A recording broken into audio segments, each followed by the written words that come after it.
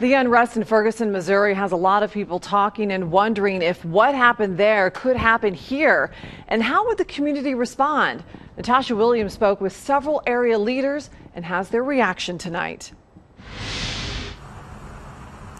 Well, Ferguson, you just mentioned that city, and it sparks many different kinds of conversations, many of them very complex.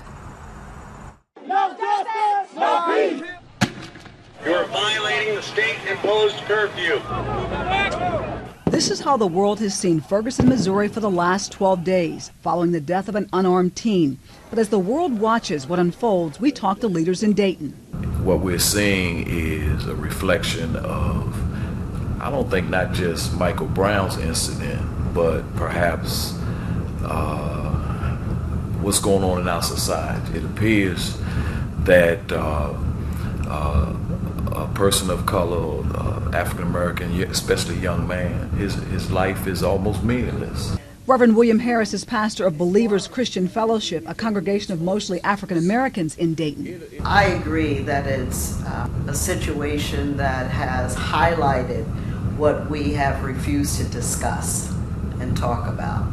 Mary Tyler is the executive director of the National Conference for Community Justice, an organization aimed at eliminating bias, bigotry, and discrimination. It's about our differences and experiences over and over and over again. And when we have totally separate sets of experiences, we don't understand each other at all. Reverend Sherry Gale is the pastor of Grace United Methodist Church, a multicultural congregation in the city.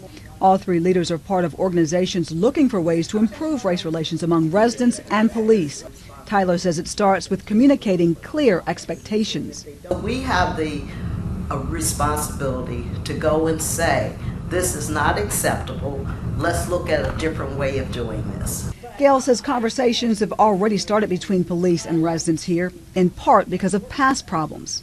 The message that Community Police Council is trying to get out over and over again is speak, be heard, be considered. This is a lesson to Dayton and to all cities, what could happen, and again, it goes back to education, goes back to dialogue, goes back to leadership.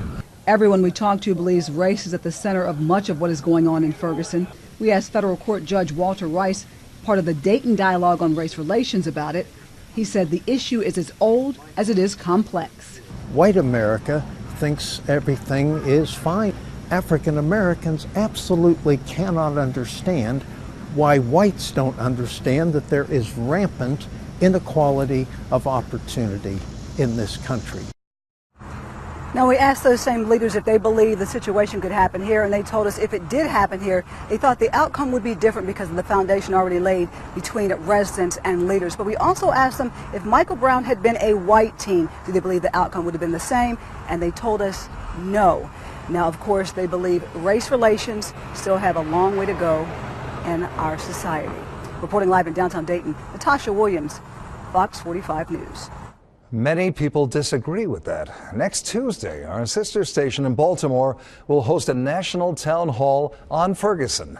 It'll discuss race, civil rights, justice, and the role of media. We'll stream the hour-long town hall, and you can see it live on our website, fox45now.com, starting at 7 p.m. Again, that's next Tuesday, August 26th, and we hope you'll join in.